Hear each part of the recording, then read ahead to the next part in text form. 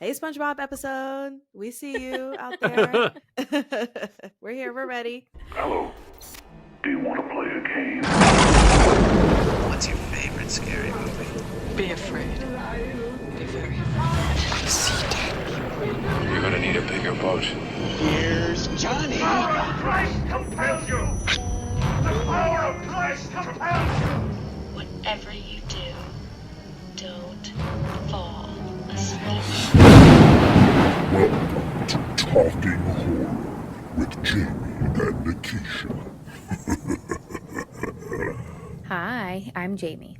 And I'm Nikisha, and this is Talking Horror with Jamie, And Nikisha. where we share our love for all things scary and talk horror through the lens of human behavior. Welcome, everyone. Welcome. Welcome to my lair. I don't know. I can't do the Oh, I voice. should have don't think. shaved. Oh man, so you could just have a mustache. Just to have the biker stash. Wait, but then Elliot wouldn't know who you are. Oh, That's true. But that would be a good video. But Ellen would. Exactly. If you haven't guessed already, today we're talking about the 2024 American gothic horror film Nosferatu. Come to me. Come to me. A guardian angel. A spirit of comfort. Spirit of any celestial sphere. Anything. Hear my call. Come to me.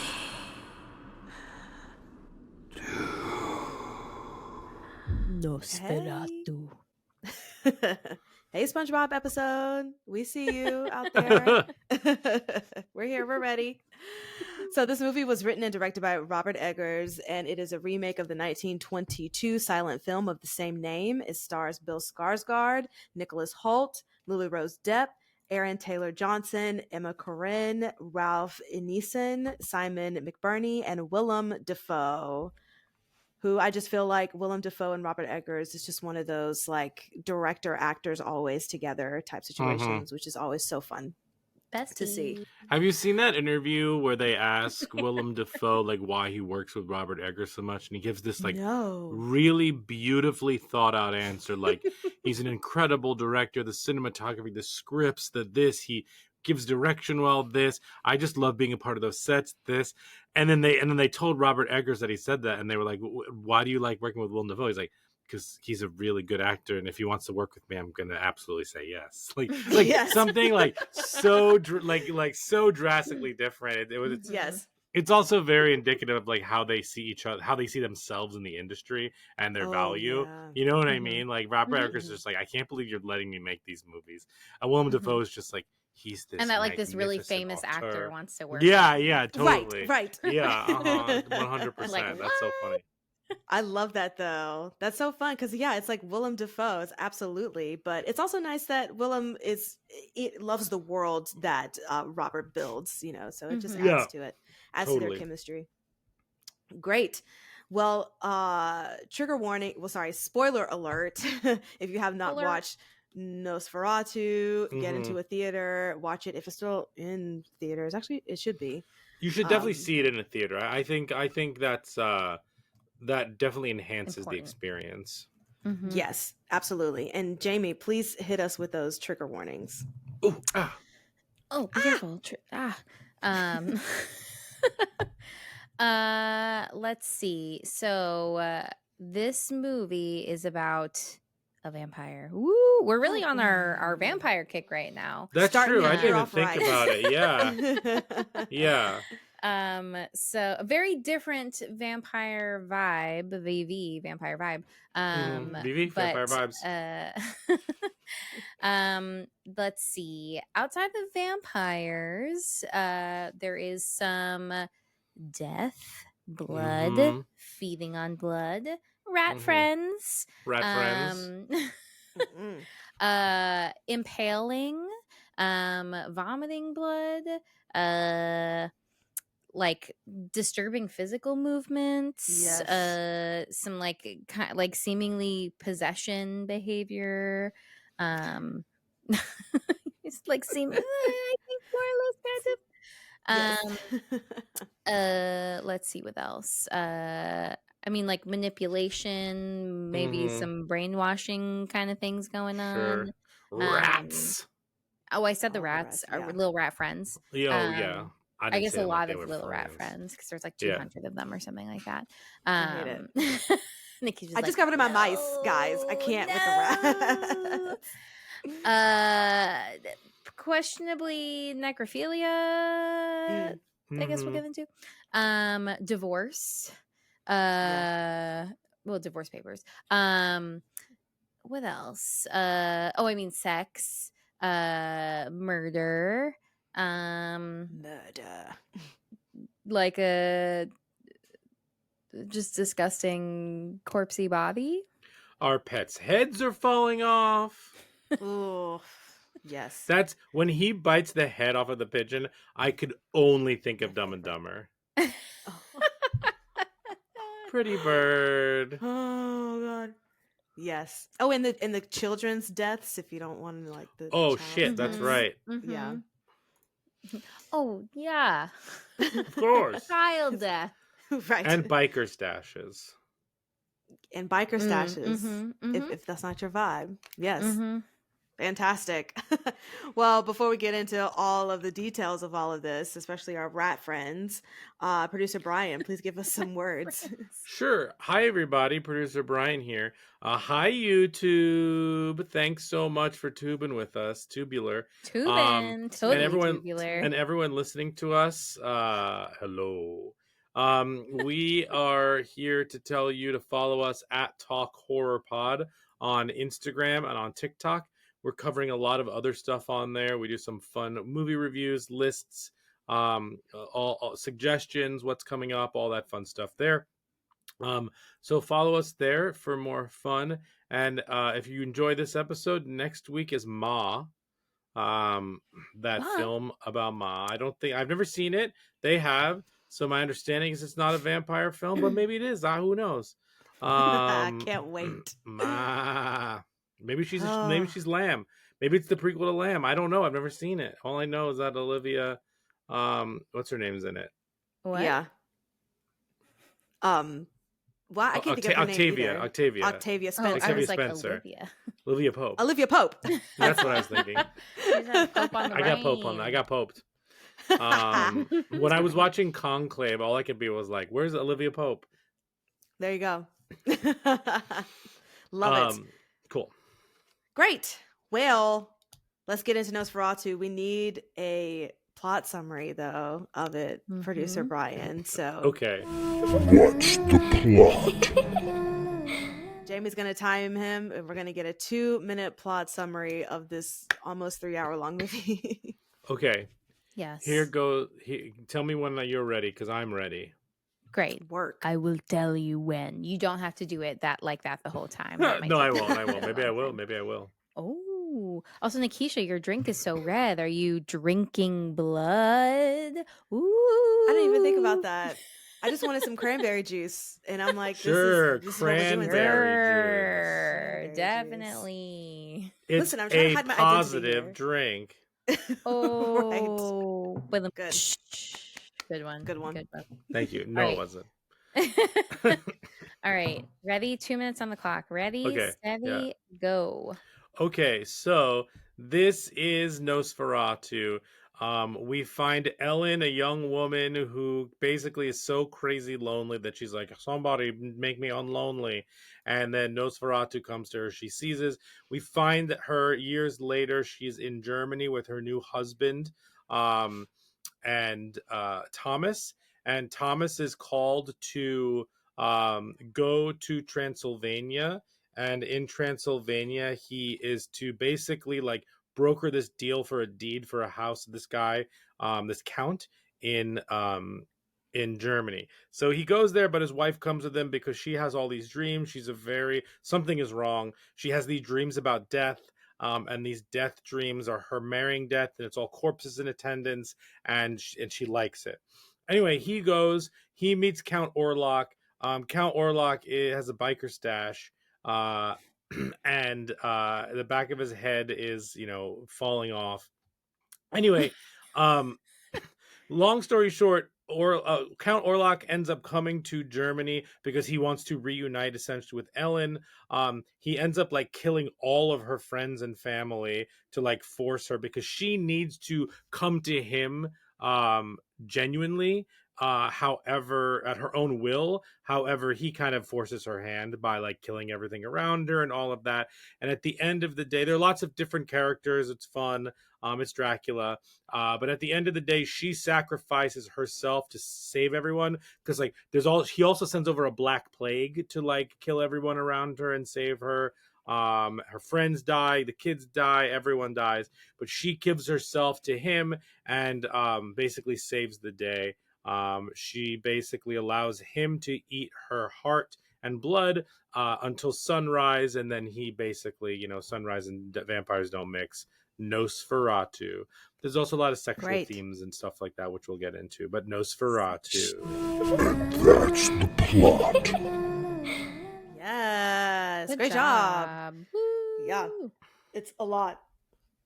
And like you said, so many different characters that we'll definitely dive into. But Yeah. let's get into it with Trick or Treat.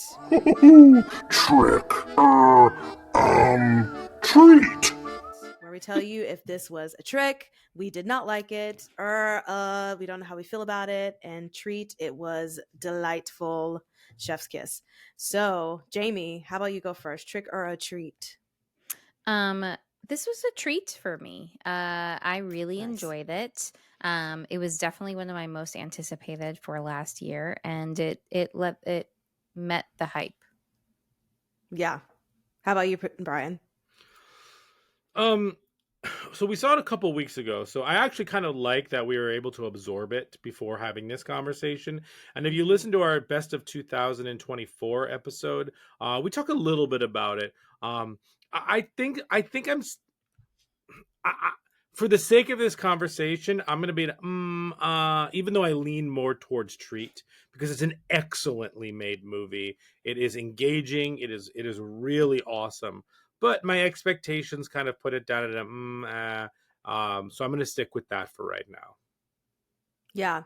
And I'm going to say it was a treat for me as well. There's some things that when we get into our other segments that that were a little distracting that I didn't like, but overall, I'm going to say this was a treat for me. So let's dive in deep with our likes and gripes. And now our likes and gripes. Okay, Jamie, would you like to go first with your likes and gripes for this? Sure. Yes. I thought that the acting was really spectacular in this movie. I don't think I've seen a single movie that Lily Rose Depp has been in before this. I'm never going to watch Tusk ever. Mhm. And then I also did not see Yoga Hosers, which is the other like movie in that like pseudo. Is it a trilogy? Is there a third one that they're making? They might be making a third one. I think he's making a Tusk too. Oh God. But I don't know if there's a third movie in those like Kevin Smith Canadian movies. So I haven't seen those. I don't really know anything about her at all, but like I really thought that she bodied this role. Like she really just was like fully embodied this like very nervous, lone, like melancholic woman in the 1800s. And yeah, she was such a joy to watch between like she was just so sad. I just really want to give her a hug. And then like when she's possessed and just like her the physical like things that her body is going through, it was just she really was excellent. And then I appreciate that Nicholas Holt I think just has a thing for vampires. Yes, I maybe love that. specifically for Dracula. It's Mhm.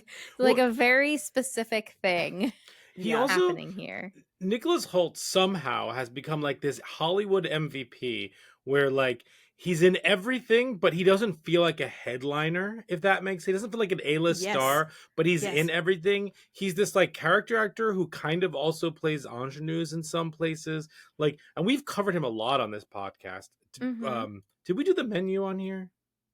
Yeah, I think we did the Yes. menu for an Yes. episode. Mhm. The Mhm. menu, Renfield. We've never done Warm Bodies though. Oh, that's a good one. Right. You know, I have to put a note down. I have to redo our idea list. But Warm Yeah. Bodies is an excellent idea. Mhm. Warm Body Yaddy Yaddies. Mhm. Ooh. But I was gonna say something. Oh, and I think the most important thing about him is he doesn't have iPhone face. He has that like Keira Knightley, Yes. like I could see you in this time period face, Mhm. and I think that works really well. But I also, you know, I don't. He's not out of place in like the menu or anything like that. Mhm. Or even when he was a kid and About a Boy. Mhm. Or Skins. Was he in Skins? Yeah, he was like one of the leads in the first 2 seasons. Oh, I didn't realize word. that. Yeah, so that was I was like reflecting on just like how many people came out of that series, but yeah, that's after About the Boy, he was like he really came into his own with that role. Oh, cool. But how nice would a movie with him and Keira Knightley be? Have they been in a movie together? Because that feels like that would be fantastic. I don't think Somebody get them on the phone. Get them on the Yeah. phone together. Write a script. Yeah. so. Into it. Yeah. Go ahead, Jamie. But yeah, no, but I also just like I really like him as an actor. I think he's really excellent too. I thought he played against Lily Rose Depp really well. I almost like didn't recognize Aaron Taylor Johnson, but he was really like there's just so much excellence in this movie. I was really locked into like all of the performances. And again, I was just like, oh, I like this person and I like them in this and I like them in all these other things. So like I was just like, oh, look, a nice group of friends just all getting together and talking about a vampire. So Mr. Skarsgård, I just feel like he is this like shapeshifter. He really is impressive. And I know that like it's more than just him physically transforming into like a different look and whatever, but like I just think that he is a very dedicated actor. It was really interesting to hear him talk about how he found the voice of Nosferatu and like the work that he did. And you know, I know Brian, you're talking about that stash, but like I liked it. Like I like that. Oh yeah.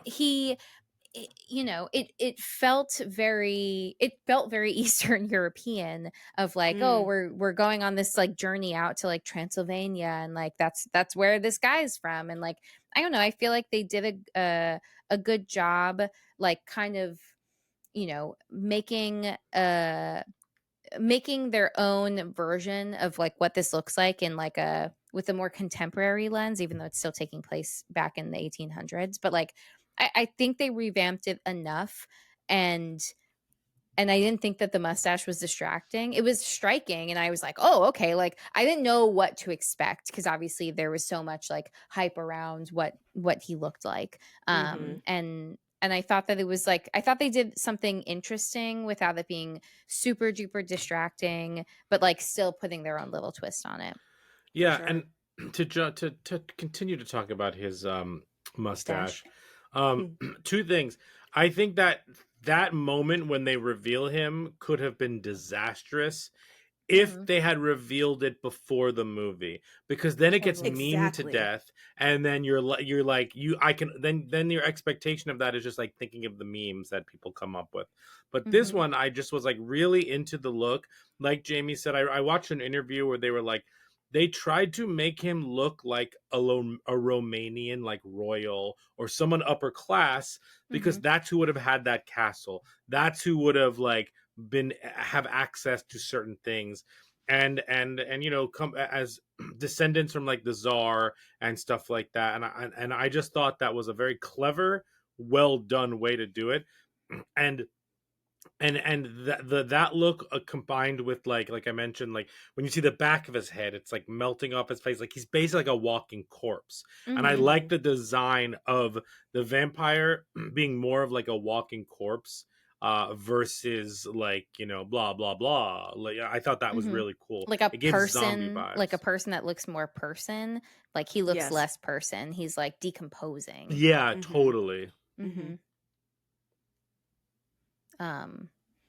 Yeah, I liked that. Like I also like the way that they did it in terms of kind of this build up to like revealing him. But it, you know, obviously you're waiting to see his face. But I do like that every so often you like get a glimpse of his back or like you're Mhm. not seeing him in full. You're seeing like the bits and pieces that like make him Yes. up to be the horror that he is. And I like that they kind of revealed different elements throughout the film in addition to just like the face reveal. Yeah. Mhm. And we saw his bits and pieces as well.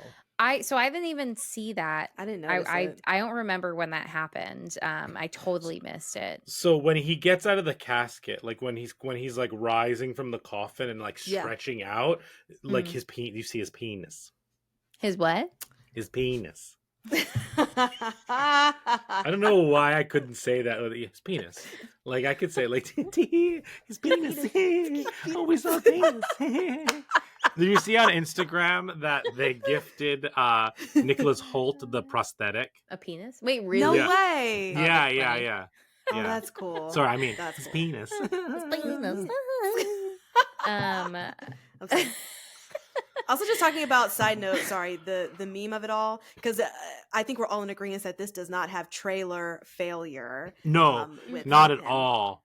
But it just reminds me of like now after the fact, the only thing that I see is Lily Rose Depp and the Nicki Minaj like videos. Have you seen that? Oh, the like, Where is she's it my fault? convulsing? Yes. Yeah. Yes. I have not seen that, but as soon as you said Nicki Minaj, I was like, oh, I know exactly what that meme is. Exactly. And also, any time that song is paired to anything, like 95% of the time, I'm going to laugh. Exactly. I agree. So funny. But it was so perfect. And I think it was one of those things of like, we're glad that we got that after the movie came out, because if it was before, like that, and that scene comes, like you're not taking that seriously at all at that point. So yeah, just there's throwing actually that point out there. another meme, but I liked how they did it in the movie, and also the memes I think are really funny. But one of the effects that I thought was really interesting was like the far away shadow hands coming in and like Yes. controlling things. Yeah. But also the way that they've memeified that is like now it's like silly shadows doing silly things. So one of them is like Nosferatu when you have your period, and it's like the shadow of him like holding a tampon to hand it to you. Screaming. That's excellent. That is so, like, perfect. but like I agree that like I love how it was unspoiled and you know, like obviously, you know, avoid social media if you have not yet watched this movie because it is now fully inundated in all the feeds. But yeah, I feel like it is interesting when you like, now that I have that in my head, I'm like, oh, that is funny. But like in the moment I was like still really locked in. I still find it like, you know, creepy and disturbing and all of those things too. Even if we are able to like make memes out of them. Right. But I mean, everyone's going to talk about how beautiful this movie is. Like, there isn't really anything else I can add to that other than like, I agree. I also think it's deeply beautiful. But I will also say that I think something that worked for me that might not have worked for everyone is having recently watched Dracula for the first time really, I think, allowed me to enjoy this movie more. While in some ways there might not be like that much different in terms of like content and what we're getting out of this movie.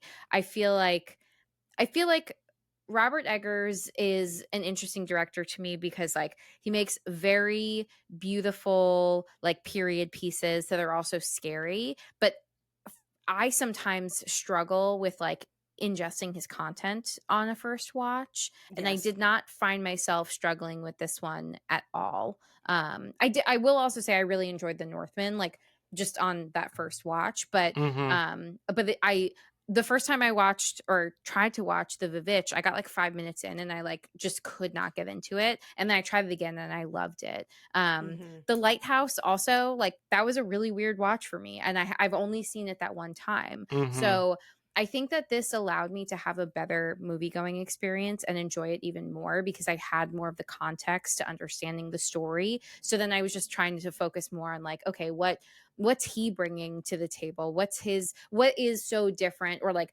what's his take on this story that like already exists? And again, I think people will have varying opinions on that, but I Mhm. think that like for one, I think that his like passion for this story really shows, again, like just through his eye and everything that you're taking in and seeing. I also think that there is like an interesting like female lens on like the experience of being a woman, and maybe Agreed. not having autonomy, and like how other people are perceiving like womanly issues, Hmm. like female sexuality. Like there's a lot of things that maybe are all kind of thrown in there. Perhaps we could have gone a little bit deeper into some of those things, but I do like that those are sprinkled throughout like his version of this. Mm. And again, I haven't seen a lot of, if any, other like of the OG Dracula movies. Like I have not seen the original Nosferatu. um I also didn't see Voyage of the Demeter, which like this was kind of giving me that Right. vibe. Like there's a lot Yeah. of other stories that like I haven't read, I don't really know about. So it kind of seems like it was pulling from a lot of that content and like just one full story from start to finish. But again, all of that really worked for me. Um, yeah, so that's like a plus and a minus, I would say. Is like maybe in some ways it wasn't necessarily like fully reinventing the wheel, but I was Yeah. okay with that because I thought that like the end product was ultimately like really moving, impactful, and beautiful, and that worked for me. Yeah. I agree. I'll just piggyback off of Mhm. The female led narrative of it all, because I also haven't seen any of the other iterations of Dracula Nosferatu, but it was just nice that this really felt like it was centered around her and what she needed to do for herself, Ellen, as far as like defeating this monster. And it was just I'm glad that we watched Dracula, because that was also my first time watching that too, and just having that perspective of knowing what the general story was, and then now General seeing General stories. this story. general story. Welcome 2025. Mhm. And it was just nice to like you said, Jamie, have that information going into to this. And I will also piggyback on how beautifully shot it was. Like Robert Eggers has such a gift from making at least me feel like I'm watching like I'm in a fever dream every time I watch Mhm. any of his Hmm. movies. Just with how immersed the environment is and how much of the environment he wants to add to the story to ground whatever tone the story is, uh, which is fantastic. There's also this one scene that I just can't stop thinking about, and it's when Nosferatu is like going towards Nicholas Holt, like he's attacking him. This is like right before Nicholas Holt like kind of escapes and like jumps into the river. Uh-huh. But it's like the perspective of Nosferatu. So you see Nicholas Holt and he's like going towards him, but then it turns around, like the camera around, and then it's like Lily Rose Depp like coming forward, but she's in a different Yeah, space, yeah. like coming Mhm. towards something else. Like she's like Mm-hmm. like running out of her house. And I just thought how that was shot, just to make it seem like they're in the same spot, but they're not, and that her and Nosferatu are kind of like conjoined in that way, was like super just beautiful. Mm-hmm. I also really like the scene where uh, what his Renfield, I guess, in this was yelling, "Oh, he's coming!" Like Nosferatu's coming, and then we get a shot of Lily Rose Depp saying he's coming, but she's talking about Thomas, and he's Mm-hmm. talking about Nosferatu, but you think they might Mm-hmm. be like talking about the same thing. I thought that was Mm-hmm. just it was so fun to just to watch. Um, I love all the shadow work as well, because I don't think we didn't get a lot of that in Dracula, but I know that that's like a major thing in the original Nosferatu. So it was cool just to see that and experience the good shadow work. Um, my favorite scene, because it was so fucking random, was, you already mentioned it, Brian, but when the guy bites the head off of the pigeon.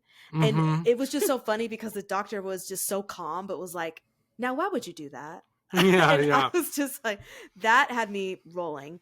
Also, side note, I watched this in the movie theater with my dad, so LOL at the sex scenes, like with a parent, is awful. It's always But also, the sex scenes with the parent. there was a tornado warning happening. Like, as I was going to the theater, like my phone goes off, and we were like 5 minutes from the theater, so we're like, okay, well, we're still gonna go because tornadoes, happen all the time in Alabama, and so it was like, whatever.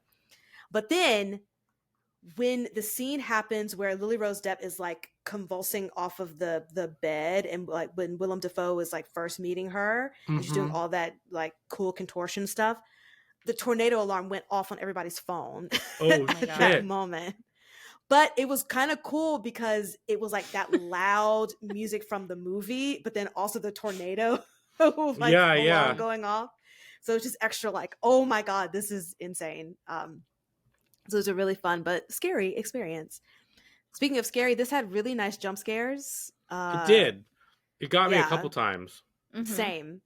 And it was just nice to have that within kind of the groundedness of it. It didn't feel like any of the jump scares were unnecessary, is what I'm trying to say. Sure. Like, everything felt appropriate, and it was executed well. Last thing I'll say, because I think I said all of that, is my only gripe is that there were times that I felt that Lily Rose was in a different movie than other people. And not to say that she didn't give a spectacular performance, because she did. It just felt like her tone, and maybe that's the point. And I'm just like missing the point. But I just keep thinking of the scene where she's talking with her friend and they're walking along the beach, and she was just, I forgot exactly what Lily was discussing, but how she was saying it felt so just not in the same world as everyone else. And her friend is also just kind of like, okay, girl, like, are you okay? Because I think she was talking about death or something, and like the release of it and all this stuff. And it was like so melodramatic. But again, that just might be the point of it.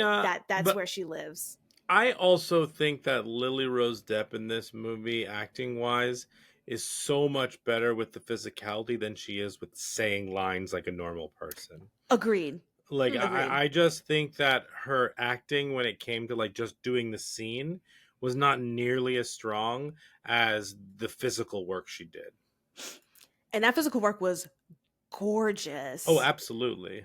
Just to know that in Robert Eggers talking about like there's no CGI with any of that, and she is really just doing that on her own. It's like, how?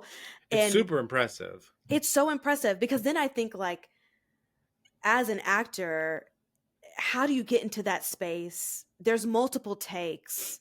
And how do you stay there? I mean, that alone to me is like, what a phenomenal actress to be in that space and having to give that, like, however many times she had to do that before it was like, okay, this is the one that we need. It's like, so I can't imagine how drained she was after all that. Like, it's just mind-boggling to me. But again, it's a minor gripe, because I don't think it takes away from the movie at all. It was just sometimes distracting. Yeah, that's fair. But other than that, I had a really good time watching this. I can see this not being some people's cup of tea, just if they're not into how Robert Eggers like styles his movies. But I had a really good time watching it, and I'll always, give it a 2 thumbs up if I'm actually scared, regardless. Sure. Yeah, and it definitely, there was a lot of like really awesome, like, scary moments, especially when the friend has the light and she's looking around for Lily, and then Lily's like right behind her. Yeah, that was a good one. It was very, very good. And I just love the mix of like, in that scene it was the silence and the tension that was building, but then like there's other scenes where the music is the thing that kind of like gets you and grabs you and like jumps you out of your seat. But definitely, yeah, that was good. Producer Brian. Sure. I agree with both of you. Like I did like this movie. I like like you said, I think it's beautiful. The shadow work is incredible. I like the way he styles his movies, obviously. So clearly, like I was very into the aesthetic. I was very into all the performances. I also wrote that I thought that everyone was on the same page. Even I thought that even Lily Rose Depp was on the same page tone wise with everyone else. I just think her acting wasn't as good in during the scenes than it was the other times. But like I also thought that someone who I don't typically like in movies, Aaron Taylor Johnson, I liked in this one. I thought that he was incredible comic relief. He played that like, you know, anxious upper class kind of tight, you know, best friend whatever like character like really well. Um and I liked all that, the score, the design, all of the creative things in this, all of the technical aspects of this movie are just like truly great. um some things I also liked, I really liked that opening sequence. I thought that it was really engaging, it really captured you. It's all done in one shot, which is like really impressive. And I watched an interview where he talks about how it was one shot, but all the things he did to distract you from the fact that it's one shot, because he didn't want you to get caught up in the fact that it was one shot. He wanted that to be like something that helps it along, but doesn't necessarily like take your attention. So that was kind of cool. I also really like this idea. We talk about this a lot on the podcast, excuse me, where this idea of this like the lonely vulnerable people are the first ones to be attacked by demons. Like I really thought this is one of the best examples of like someone who's so deeply alone and vulnerable being like low hanging fruit for this vampire, this demon, whatever you want to like define a Nosferatu as, a Count Orlok as.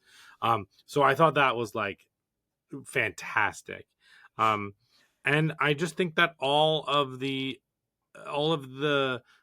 designs, as we talked about, like especially him, were great. I basically I really like the way that Robert Eggers sees this world and how he conveyed this world. I also really like the sexual repression of the era, kind of like thematically weaving in and out. However, I do think that this had no point of view other than this is how Robert Eggers sees a movie we've already seen before. And so that's kind of where I was disappointed in the movie. I just thought I've seen beautiful movies before. I've seen beautiful movies that have a dark sense to it. I've seen that before. And it's really nice to see it again done with this. But I just needed a different perspective, like from substance standpoint. I thought he started to get there with this idea of like sexual repression, female sexual repression in this time, and using Nosferatu as an allegory for that. Like I thought we were once that opening scene started, I was like really into like how are we going to explore this theme, and it just never did that. And and so that was a little bit disappointing to me. I also, because I knew the plot to Nosferatu and Dracula and all that stuff, like yes, it you know, did it do some new things? Yes, like for instance, the Willem Dafoe character is new, and they're in, you know, all that kind of stuff. However, I was ahead of the movie. You know what I mean? Like I was 10 minutes ahead of where this movie was going because I knew the plot already. Right. Therefore, it wasn't giving me anything new except like, wow, this is more beautiful than the original. You know, like stuff like that. So in that way, I was a little disappointed in it. And at the end of when the movie ended, I was kind of like, okay, like it was beautiful, it was nice, the acting was excellent, like it checks all of the boxes, like, but something just didn't click for me because I wanted to see something. If you're gonna remake something like so two examples of remakes that I absolutely love and are different enough from the original that they are interesting because they're doing something different. So one is the Evil Dead remake, but I think one of the better ones is the Suspiria remake. I think that is a brilliant remake. It's a director taking something that people love and putting his own spin on it, but like trying to explore different themes with that story. And to me, those are successful remakes. Those are successful rethinkings, re Imaginings. reimaginings. Thank you, of Mhm. these titles, these movies, these scripts. So I was looking for more of that here, and I just unfortunately didn't get it. Um, and that's where my disappointment comes from when it comes to this Yeah. movie. But but that's a big deal to me. And the last third of the movie, it was just like, okay, we're hitting all the plot points, this. And here, the other thing that maybe we'll talk about that kind of I question is, so what is this movie saying? Is this movie Mhm. saying that this woman had sexual trauma, or she had, ex-boyfriend trauma, and the only way to release it is to like accept him back into her life and like be with him again to save everybody else? Like, I don't know. That didn't jive with me as a the movie didn't justify. I don't know. Something Mhm. about that felt off, and maybe that's just a me thing. I don't know. But that lesson felt weird. Um, and honestly, that lesson could have been not lesson, but that thematic, Yes. tie at the end could have been more interesting had we explored this repressed sexuality throughout the movie a little bit more. And I know Mhm. we do in moments like when she's convulsing, when she talks about her dreams, when she jumps her husband's bones, but she's clearly thinking about Nosferatu, like that kind of stuff. But I really enjoyed just to jump back a little bit, I really enjoyed the nomad sequence where he ends up Mhm. at like that inn and everyone's looking Yeah. at him as an outsider, and he walks in on them killing what they believe to be a vampire, and then he Mhm. walks out and it's all deserted. I thought that whole sequence, honestly, the first third of this movie had me completely enraptured. And once I realized that they weren't going any further than making the original more beautiful with a couple of like tweaks here and there, that's when I started to kind of like, it started to lose me a little bit. Yeah. So that's my overall assessment of the movie for me, and I recognize that, that's just how I see it. Yeah. That is interesting to think about what the theme of it or what it's trying to say. But I see what you mean. It's like if you're going to remake something, I mean, you don't necessarily have to say something new, but it's nice if you do say something No, new. Yeah. yeah, you don't have to say something. There are plenty of Yeah. remakes that I really enjoy that are just like remaking it. I mean, a good Mhm. example of bad remakes that still make money are the Disney live action ones. It's the same Oh my thing. god. You're just doing it differently. Yeah. And like that's not interesting to me. That's a nostalgia, like, you know, that's a nostalgia adrenaline to the heart. But For sure. like, but I recognize what that is. This one I was just looking because of the work that he's done before, what he says and things like the Viva Itch, or what he's Mhm. trying to say in uh um the Lighthouse, or even just the like, I mean, honestly, the Northman is just a different version of Hamlet, but Mm. he did something new and interesting with it. And I was looking for more something like that than what we got here, narratively, Yeah. thematically. Yeah, understandable. Anyone else have anything to add before we move on to the next section? Loved the rats, and that he brought the plague over with the rats, and I thought that Mm-hmm. whole sequence was really cool. I love the Voyage of the Demeter stuff. Like the ship Yeah. stuff was cool. Like Same. there are lots of cool things in the movie for sure. And Yeah. Mhm. yeah. Yeah, oh those rats. And then that Oh, those whole just the whole friend family that died and then the husband just like with the wife dying in like her arms, his dead wife's arms. It was just it was So Yeah. beautiful. did they what happened in Oh, there? yes. I think Yeah.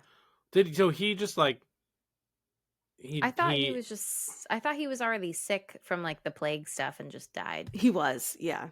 yeah, but like he did a little dirty work in the, into his dead wife. Yes. And that's also an interesting thing too to think about, like how the women were treated in this, because he always was also referring to his wife as just beautiful all the time, and that's it. It's like, Yeah. we have all these kids just because I can't keep my hands off of her, and so it is kind of like Yeah. crazy how that all ended. No, totally. And like I think that's a part of that like sexual repression, man versus female in this time period. Absolutely. And I think all of the pieces were there to like make this about that without it hitting you over the head with it, as opposed to being just like a feature of this movie and not like a thematic undertone that like or thematic, constant, if you will. I don't know. Yeah, no, I get it, but I think I blocked out the fact of what he did to his dead wife's Sure. corpse in my brain. It's like, get that out of there. You got corpsed. Whoa, creepy. All right, let's move on to our next section. Brains.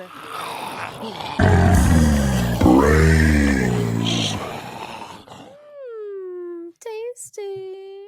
I like it. Fantastic. I already apologized to Jamie, but I'm giving her more catch-all psychology questions. Let's do it. Let's do it. Okay, so my first question is, when it comes to dreams and psychology, oh, sleepy dreams. Yes. Is there any valid evidence or studies that have been done that conclude that dreams can in any way reflect like conscious desires? And I know there was a whole psychologist who had like his entire work was dreams and psychology, but I just want to hear what you think about that. What do I think about that? Yes. Because I mean, I don't really know anything about like specific research. Yeah. But I do feel like there is a connection to like, our underlying subconscious and like things that we might be trying to process in our sleeping world that we need more time to process than simply in our waking world. So I feel like maybe not necessarily not always conscious desires, but like unconscious or subconscious things that like we're not always fully aware of, or anything that's like just under the surface. If our brains are like an iceberg, then there's like the things above the surface that we're aware of, and then like everything else under the water that like we might not be able to kind of attached to immediately, but like in this space without any other influence, we're able to kind of like unpack some of that. So yeah, that's, I don't know if that really answers your question. No, but it does. cool. Because I Cool, think cool, cool. Yes. in the fact that you said that sometimes it's just processing things. Yes. Because I do, I think a lot of that space can be processing things. I think also it's like, manifesting of like our anxiety or trauma in our sleeping hours. So it's like, if you're hypervigilant during the day, that doesn't necessarily just go away once your head hits the pillow. And so like how might that be continuing in your sleep, like with nightmares and things like that. That it's still tapping into like your state of being that isn't simply just like ceasing once you're asleep. Right. So yeah, as a chronic nightmare sufferer, yes, Same. my anxiety doesn't just stop when I go to bed. That sounds really great, but I don't know what that life is like. Like, can you imagine a world where you just sleep and then just wake up and there's like nothing? Who? Who? What? Because it just reminds me, I mean, it's the same with Ellen and all of her, dreams that she has. Of course, this is like Nosferatu, like in her subconscious, but yeah, whenever you say Ellen, I'm like, DeGeneres? Oh, right. Ellen from this movie. Ellen from the movie. Yes. Lily from the movie. But yeah, just her like processing everything when she's having like the nightmares about marrying death and liking it and stuff. But it's like also her just processing everything that's, happening to her, with Nosferatu just sprinkling a little bit of his stuff in there. His fairy dust. His sleeping fairy dust in there. But yes. Great. So my next question is just about like the history of women and like mental health and Well, here's everything you need to know about women. right. The history of women, period. Go. Full stop. Full stop. So and there was mental this health. apple, and I'm screaming. But Adam's apple, so it got stuck in his throat. That's what the kids are saying now. Ooh, the It's the man's kids. fault. Also, random side note. I think I told y'all about this, but I'm curious about women in psychology during this time because of how they were treated. But there was this movie I watched with Christina Ricci, and it was based on a true story about a writer who faked being mad and having hysteria to go into a woman's asylum to do research and see how they were treated, but then ends up, because of the things that they were doing to her, really just kind of loses her mind and forgets like who she is. It was wild, but it was based off of a true story. So anyway, all that to say, I'm just interested. Yeah. The Escaping Madhouse. Yes. Yes. It's called Escaping the Madhouse, the Nellie Bly story. That's exactly it. Yeah. It's on Tubi. Did you like it? I just thought it was interesting just because of how it was set up. Like, it wasn't like, oh, this is fantastic, but I just thought like how they set up, how they treated women in that time period was interesting to watch and see. Mm-hmm. So it's like worth a watch if you just like have nothing else to watch and want to look at it. But all that to say, do you think women's treatment of their mental illnesses in the past have shaped like how psychologists deal with women in today's time? Like, are there classes that are like, okay, this is what we did and we need to steer clear of that? Like, I know it's like a random question, but I just want to know, like, are we moving towards a better way in how we, treat mental health in general? Or God, I hope. Right. I sure hope so. Yes. Well, I mean, like, look at like hysteria as a significant like period of time where that's the psychological catch-all that that doctors would apply to, like, this is like almost exclusively a female diagnosis. Exactly. And all kinds of like symptoms would be described as hysteria. Like some of the things that you might be like, oh, that makes sense, like anxiety, insomnia, like loss of appetite, irritability. But then other things, I think, like shortness of breath. Well, I think that also can fall into anxiety, fainting, fluid retention, I like a tendency to cause trouble for others. Oh my God. Yeah. So like anyone that isn't like fitting into the stereotypical model of what a woman is, right. Is hysterical. So that's great. And wants, what a girl needs. That's what's stuck in my head right now.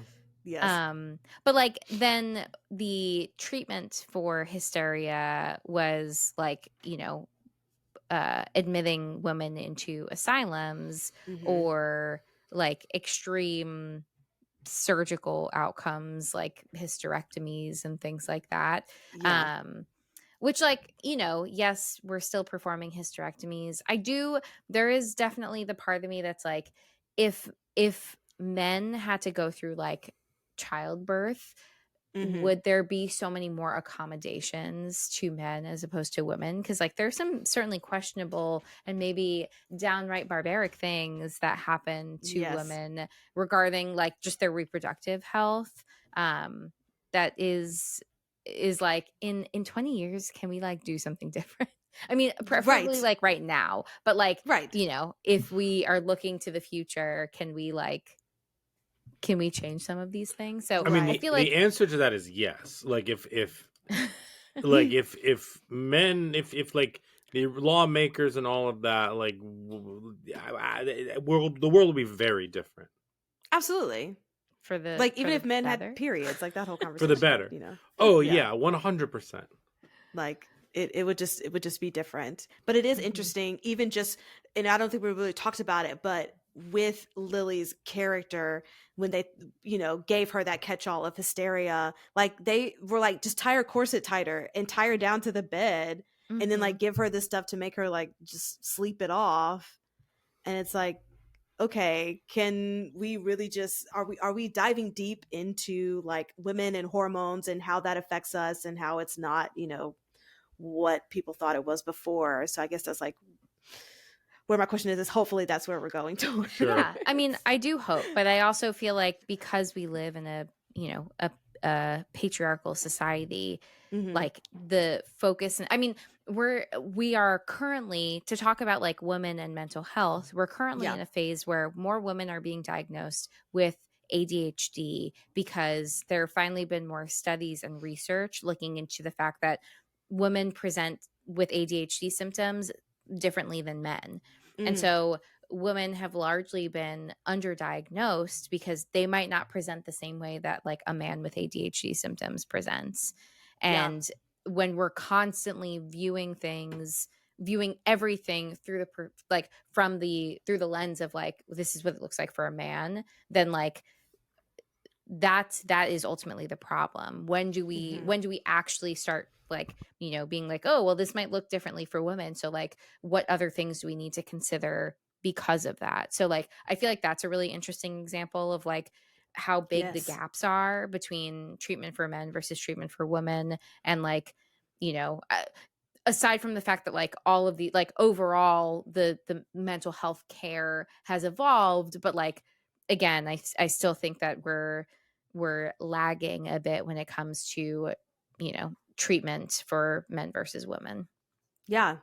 I agree, which is so crazy that the study about, you know, ADHD is within the past couple of years, Mm-hmm. just because everyone has just decided that the research applies to everyone and Mm-hmm. not, you know, gender specific or whatever the case may Yeah. be. And that's Yeah. just gender. Like we're not even Right. getting to like intersectionality when it comes to like, you know, like people of color and like all kinds of other things to break it down. Because like even I mentioned like pregnancy before, but like if you take it a step further, the way that like Black women and women of color are treated throughout like the pregnancy process, it like the rates of like death are so much higher in that population compared to like white women. So like again, I think it's just like there's so many considerations, but when we constantly are looking through the world through a white male cisgendered lens, like heteronormative lens,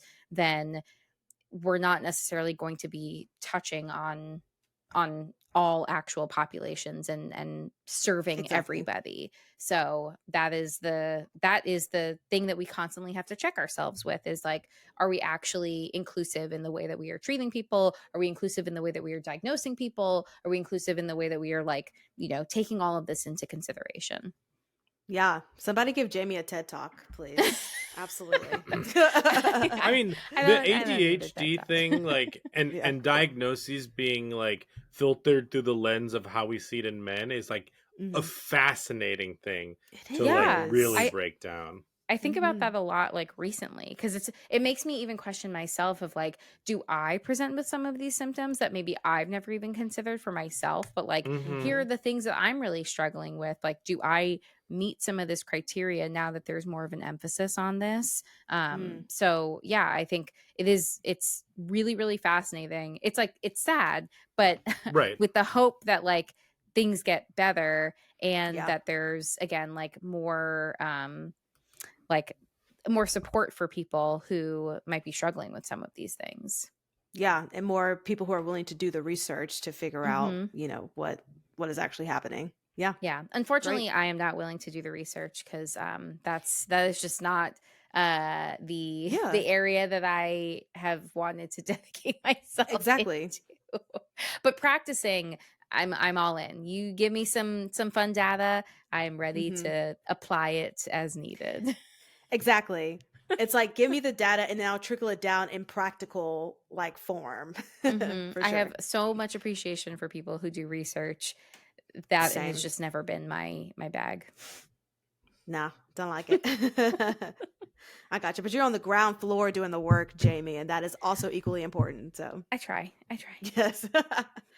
Okay, so my last question is about the line between leaning on community and codependency. And I just want to ask, do you think that Lily's character is being codependent on Thomas? Because she talks a lot about like when Thomas came into her life, all of her nightmares kind of went away in a sense, and she really doesn't want him to leave her because she's fearful that like those things will come back. So she's really kind of leaning heavily on him.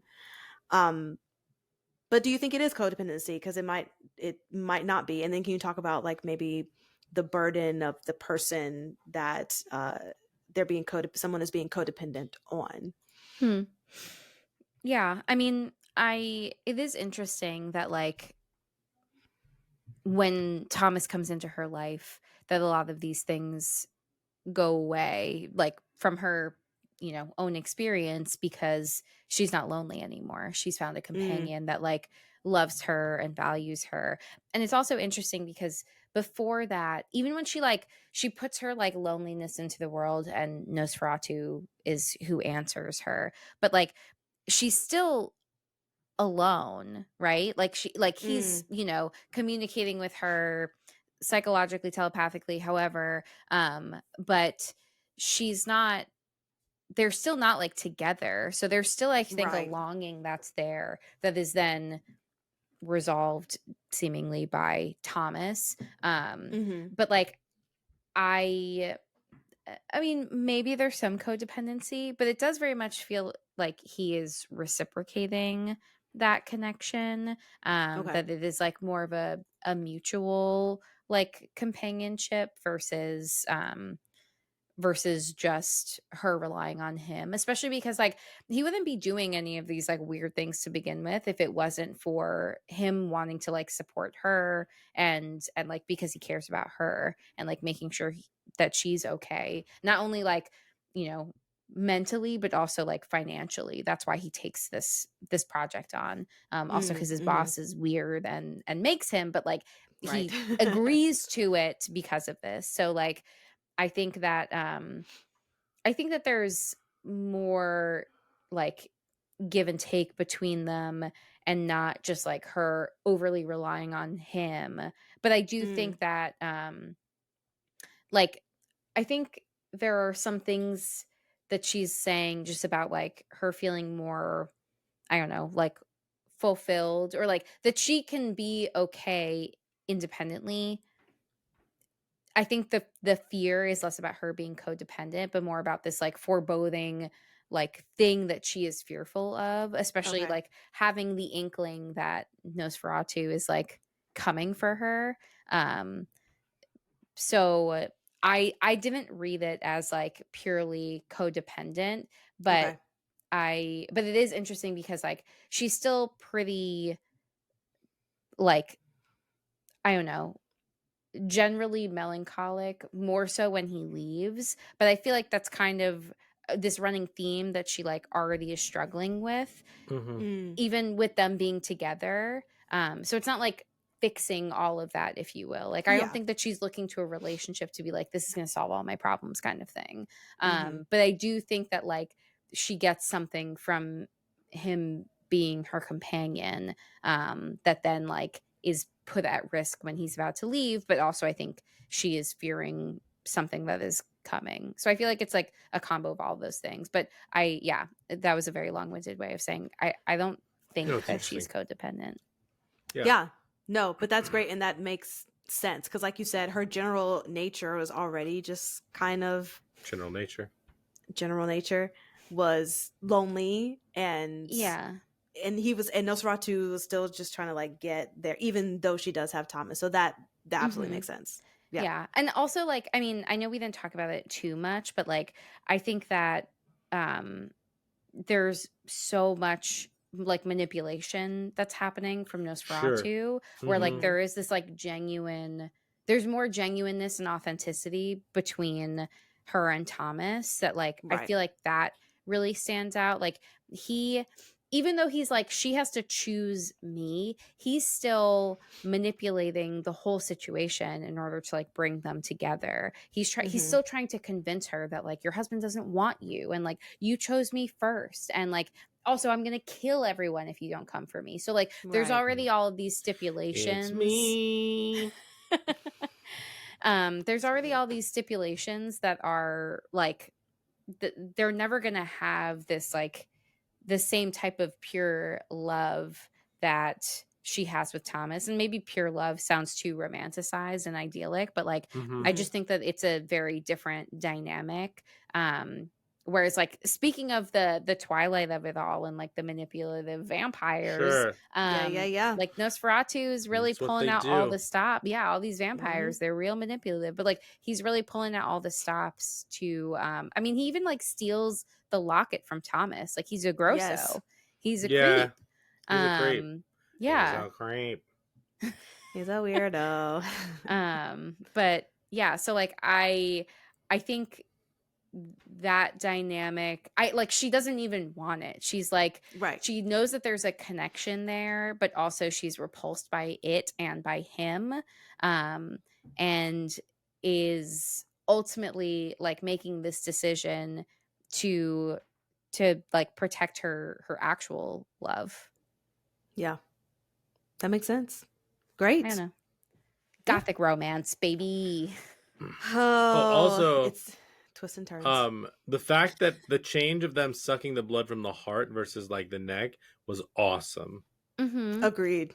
I To love that. piggyback off of that for sure. Yeah, that is, it's Yeah. an interesting little change to Yeah. like speak, because there, it's a, I think also you can like kind of view it through the difference between like love and lust. Perhaps there was this like lust for one another between Ellen and Nosferatu, but she did not love him the way that she loved Thomas. Sure. For sure.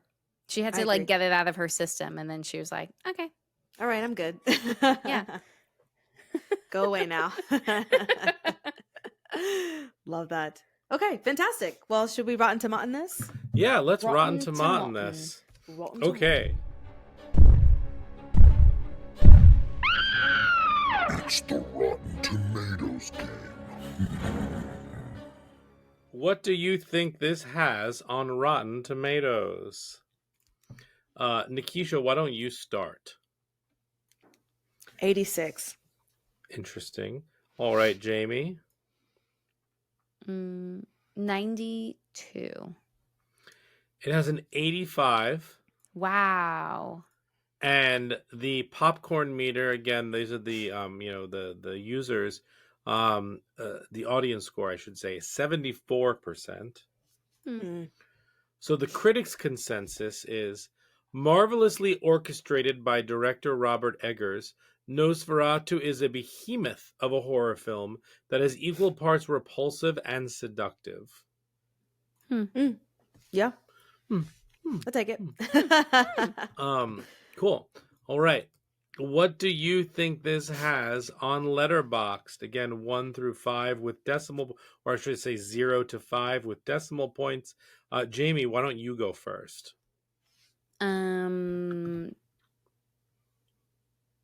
3.4.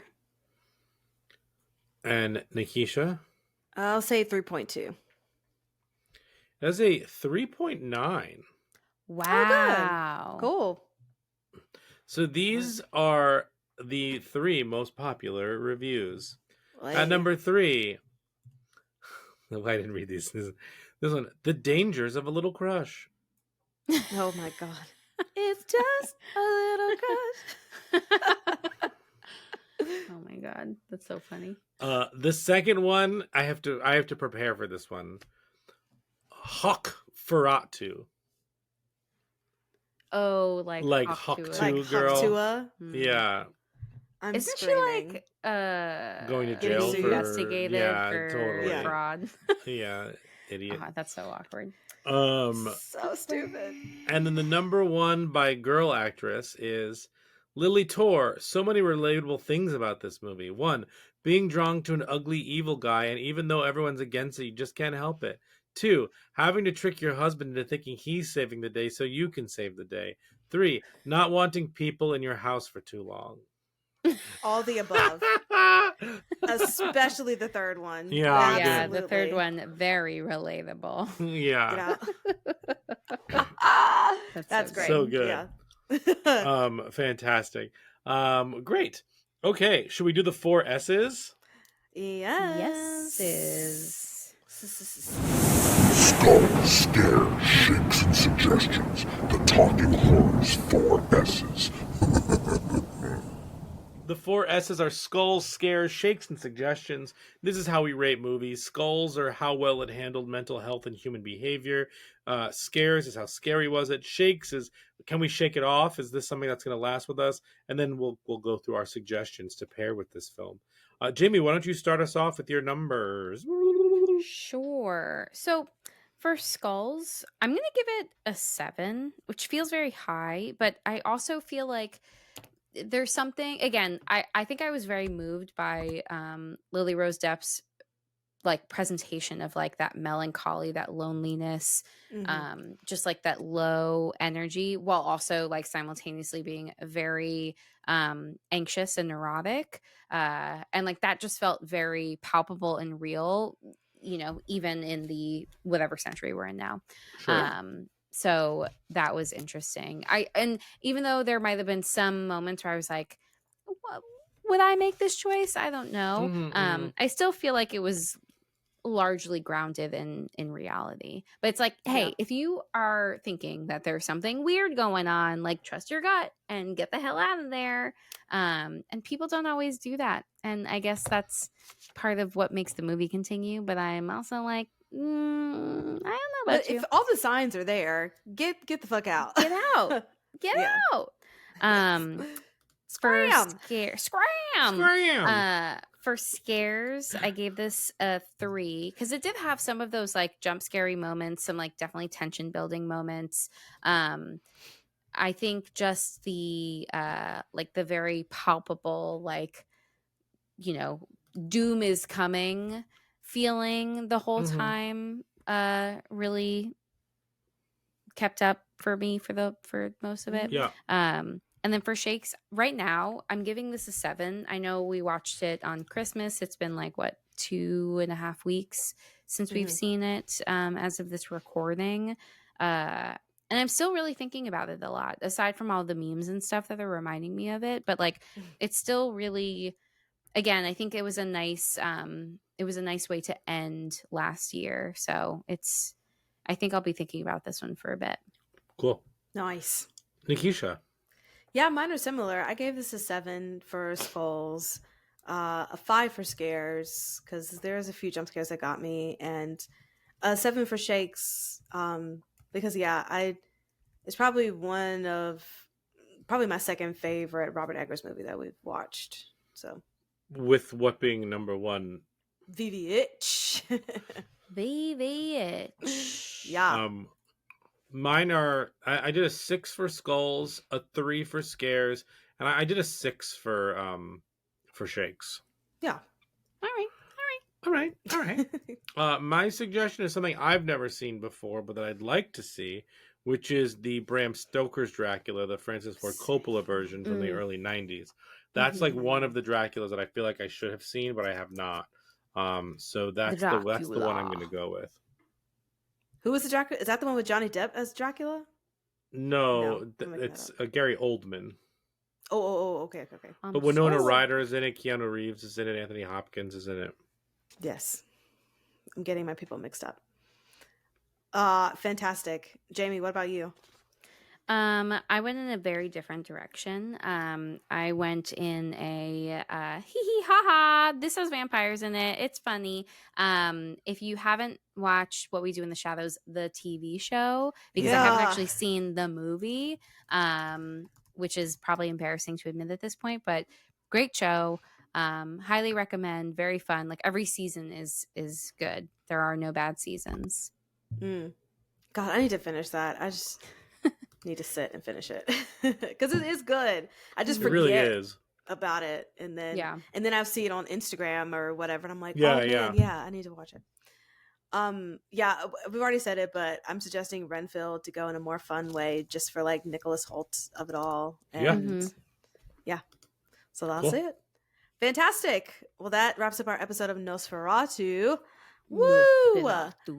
Nosferatu. You can follow us on the socials: Instagram, TikTok, Blue Sky, at Talk Horror Pod. And producer Brian, where can they listen to us? You can listen to us wherever you get podcasts. So that is something like YouTube. Hi, YouTube. You can listen to us on Spotify and Apple Podcasts. Rate and review us there. 5 stars, please. And thank you. And thank you. Yes. How should we end this? Shadow. Which one's Shadow Play? Woo! Shadow play. I love- How do you do like a bunny? Yeah, Or like a like a- bunny I don't know. or hopping bunny. Oh, that's That's like okay. a dog. Yeah. It's Woof, more woof, like woof, a woof, dog, woof, yeah. woof, woof. Wolfman. Jesus. Okay, bye. Don't come for us. Bye. Thanks Bye. for listening.